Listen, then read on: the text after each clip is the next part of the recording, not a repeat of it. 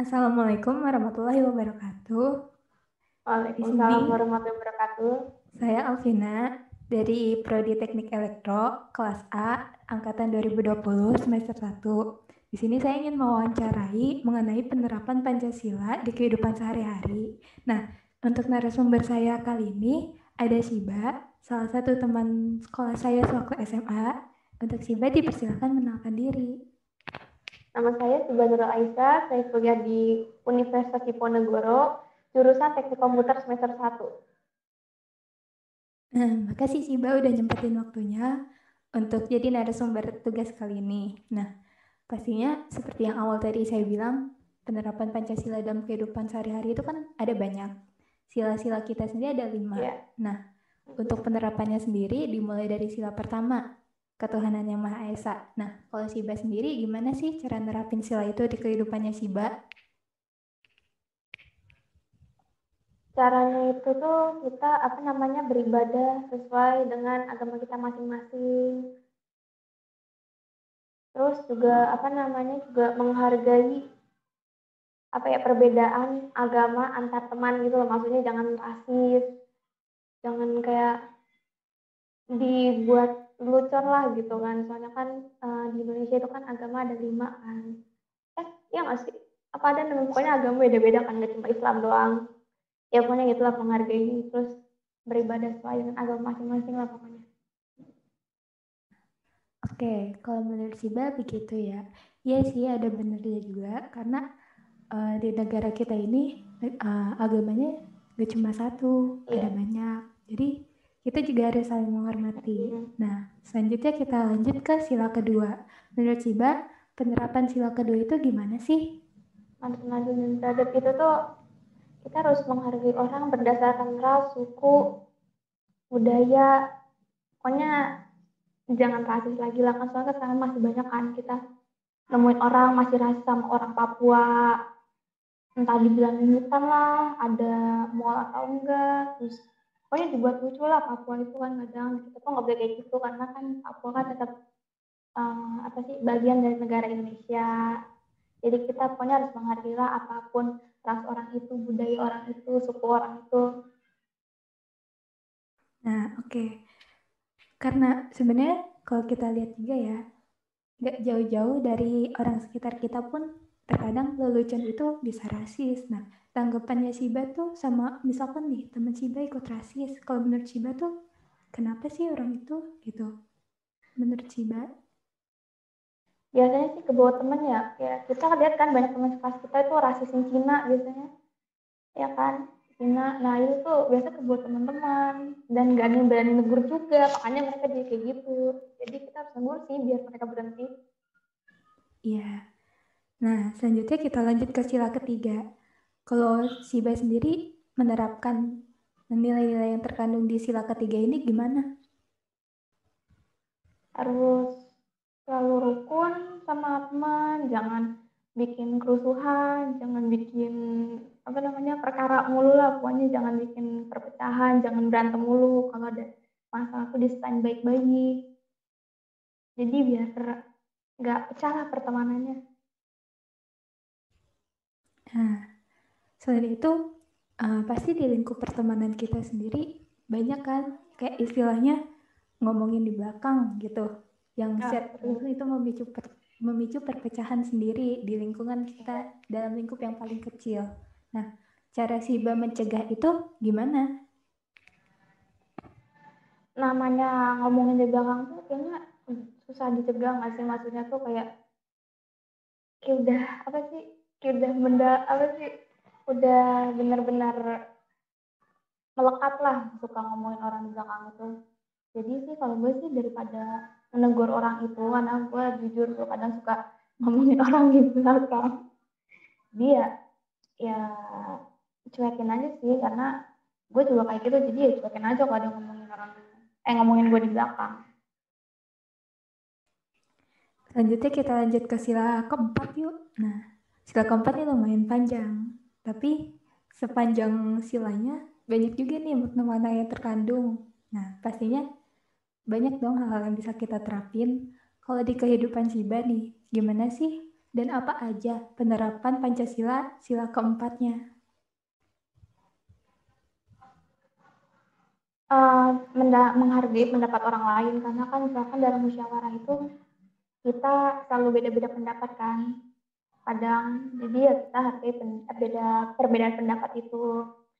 Terus ya kalau ngambil keputusan ya berdasarkan apa namanya, suara terbanyak gitu loh, jangan kayak pokoknya punya gue paling bagus, punya gue harus diambil gitu, jangan, ya sesuai apa yang terbanyak lah, voting terbanyak. Terus juga kita ikut pemilu, jangan golput, karena kan walaupun kita, kita golput kan maksudnya kan juga berpengaruh kan sama negara kita. Kalau kita mikirnya ya elah satu doang emang pengaruh apa? Nah kalau misalkan ada 1.000 orang yang mikir gitu gimana? Jadi kan 1.000 orang juga berpengaruh kan buat negara kita. Jadi ya gitu, jangan golput kalau pemilu, harus milih. Nah, oke. Selain itu nih, selain berarti kita kalau menurut Siba kita eh, voting lah gitu ya untuk mengambil keputusan. Nah, gimana nih? Kalau dari hasil musyawarah itu ada teman Siba yang bener-bener nih ngerasa nggak terima, terus dia menuntut banget keputusannya dia tuh harus diakui, harus diterapkan, harus dijalankan. Nah, cara Siba memahami orang itu, menasihati orang itu gimana? Biar dia gak terus-terusan memaksakan kehendaknya nih, karena itu sendiri kan bertentangan sama sila keempat Pancasila. Iya, ditugurnya harus keras sih kalau misalkan dalam sebuah organisasi gitu ya. Kalau dia egois, harus apa namanya, harus pendapat dia yang turutin, kan masalahnya organisasi kan yang menjalanin kan cuma dia doang, bareng-bareng. Makanya kita juga harus bikin ya voting terbanyak gitu, karena organisasi kan bareng-bareng, nggak cuma sendiri doang, nggak cuma pribadi. Berarti keputusan kita juga berpengaruh besar ya sama kehidupan sosial kita sehari-hari. Ya. Nah, oke, selanjutnya kita lanjut ke sila kelima. Nih, banyak banget nih. Mungkin celutukan-celutukan mengenai sila kelima nih akhir-akhir ini, keadilan sosial nih. Nah, kalau menurut si Bayu sendiri nih, aku pengen tanya dulu, menurut si Ba, keadilan sosial itu yang seperti apa sih? Yang memperlakukan orang secara adil, gak pandang dia tuh gimana, dia miskin, dia kaya, pokoknya semuanya diperlakukan adil gitu. Nah, untuk penerapan sila kelima ini di kehidupan si Ba sendiri gimana? Kalau gue sih tuh yang memperlakukan secara orang secara adil ya, tanpa mandang dia tuh kaya atau miskin, ras dia apa, suku dia apa, pokoknya semuanya sama. Soalnya di Indonesia tuh juga masih krisis adil sih menurut gue, kayak belakangan nih kasus apa sih yang dikorupsi itu, dana bansos COVID, tau kan? Nah itu sih, Bu Puan itu tuh malah nyuruh orang miskin suruh puasa, biar apa namanya, suruh diet lah, suruh puasa, karena dana bansos itu dikorupsi itu kan artinya dia nggak adil kan. Kan yang salah tuh korupsinya, kenapa yang suruh tanggung jawab orang miskin itu.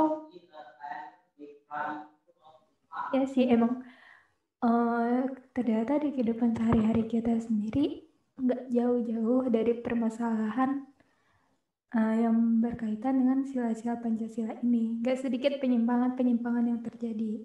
Nah, kalau menurut Siba nih, selain pandangan Siba sendiri, Siba melihat ke lingkungan sekitarnya Siba nih, mereka lebih banyak menerapkan nilai Pancasila atau masyarakatnya udah mulai menyimpang nih, udah mulai berkurang kadar-kadar penerapan Pancasila di kehidupan mereka. Ada beberapa yang apa sih namanya, menyimpang sih, yang ngikutin Pancasila ada, yang menyimpang juga ada.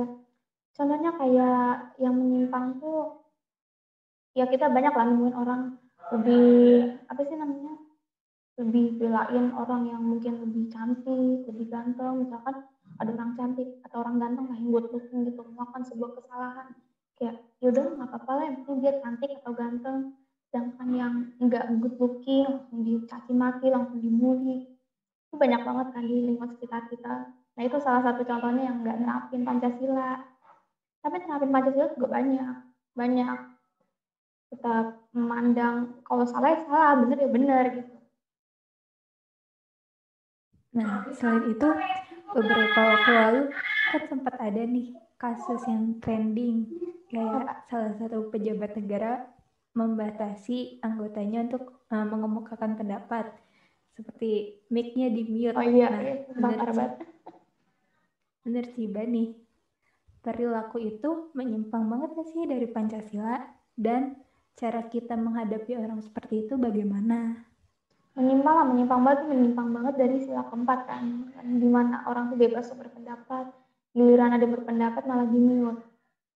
Kalau menurut gue sih harusnya gimana ya, orang soalnya dia tuh punya kedudukan yang lebih tinggi sih ya, caranya biar aspirasi kita didengar ya kita demo gitu kan, yang demo kemarin besar-besaran gitu, karena kalau kita nggak demo ya dia bakal tetap enaknya sendiri aja. Tapi demonya baik-baik, jangan rusuh-rusuh rusakin fasilitas negara. Nah, bener banget tuh. Berarti aspirasi kita pun agar didengar, kita harus menyampaikannya secara baik ya. Nggak boleh Iya, brutal, iya. nggak boleh merusak fasilitas-fasilitas yang lain. Nah, saat itu nih, eh, kasus yang sempat viral nih, kayak mereka adalah agama tertentu yang merasa ibadahnya dibatasi oleh agama yang menganggap dirinya sebagai mayoritas. Nah, terus juga ada beberapa kasus yang memandang nih, karena agama dia mayoritas, dia bisa berlaku seenaknya ke orang lain gitu, membatasi hak ibadah orang lain. Menurut Siba, kasus-kasus seperti itu bagaimana sih cara ampuhnya untuk setidaknya walaupun belum bisa menghilangkan kebiasaan-kebiasaan itu, kasus itu jumlahnya bisa menurun. Harus gimana ya, soalnya dalam Islam pun kalau kayak gitu, orang kayak gitu berarti dia juga nggak mempelajari apa yang diajarkan sama agama dia kan. Maksudnya Islam itu juga diajarkan untuk toleransi sama agama sendiri. Jadi kalau misalkan dia mau berubah, mau kasusnya menurun, ya nggak cuma dari diri kita doang yang negur, tapi juga kesadaran diri dia sendiri untuk toleransi sama agama lain. Itu Nah, untuk permasalahan yang selanjutnya ini berkaitan sama kesetaraan gender. Menurut Siba nih, kan seiring berkembangnya kemajuan zaman, perempuan-perempuan juga kastanya udah mulai naik dari segi pekerjaan, dari segi pendidikan. Nah, tetapi nggak sedikit pula di dunia kerja mereka mengalami diskriminasi karena gendernya. Menurut Siba nih, gimana biar orang-orang yang mengalami diskriminasi itu bisa melanjutkan kehidupannya dengan tenang, dan kasus yang dia alami pun bisa dipertanggungjawabkan dan diselesaikan dengan secara hukum, biar menguntungkan kedua belah pihak. Jadi kedua belah pihak ini mendapat balasan yang setimpal gitu. menurut gue cewek harus tegas sih, harus tegas kok kayak gitu. Kayak apa ya namanya ya? Ya pokoknya harus tegas lah, pokoknya nggak boleh kita tuh masang image cewek tuh harus yang lemah, yang kerjanya tuh di dapur ngelayanin suami. Buktiin kalau kita tuh bisa jadi cewek berkarir lah, pokoknya cewek jadi cewek karir, jadi cewek hebat gitu. Kayak banyak kan cewek hebat kayak Maudy Ayunda, terus Najwa Shihab. Karena gue pun kadang dapet diskriminasi kayak gitu, kayak misalkan gue tuh cerita gue tuh lebih mendingkan pendidikan sama karir gue daripada hal-hal pacaran gitu. Terus teman gue langsung protes, kalau lu emang gak takut apa nanti nggak dapet jodoh, nggak dapet suami, soalnya cewek itu kan hakikatnya dipilih. Kecuali kalau cowok, cowok boleh kayak gitu, cowok kan hakikatnya memilih. Cewek yang itu tinggal tembak, cewek itu tinggal tembak gitu. Terus ya udah gue jawab aja, gue mah juga jadi cewek yang milih lah. Kalau misalkan cewek pendidikannya bagus, karirnya bagus, cowok kan nanti juga bakal datang sendiri kan gitu. Bener banget sih itu. Wah, jadi ternyata emang sebanyak itu sih hal-hal sederhana dari kehidupan kita yang berkaitan sama Pancasila ini. Selain itu, Iya. ternyata nggak sedikit pula masalah-masalah yang menyangkut dari sila-sila tersebut. Nah, untuk wawancara kali ini, aku rasa cukup nih sih, Mbak. Makasih banget nih pelajaran-pelajaran. Aku juga dapat banyak pencerahan-pencerahan baru seputar masalah-masalah itu gitu. Oke. Karena pandangan aku kayak semakin terbuka, wah iya ya di lingkungan sekitar kita tuh dari hal yang paling kecil aja dari diri kita sendiri ternyata ada beberapa kebiasaan yang mungkin menyimpang dari penerapan sila-sila Pancasila yang seharusnya. Nah, makasih banget ya Siba. Makasih juga udah mau jadi narasumber buat kali ini. Ya. Sekian dari aku dan makasih juga untuk partisipasinya. Assalamualaikum warahmatullahi wabarakatuh. Waalaikumsalam warahmatullahi wabarakatuh.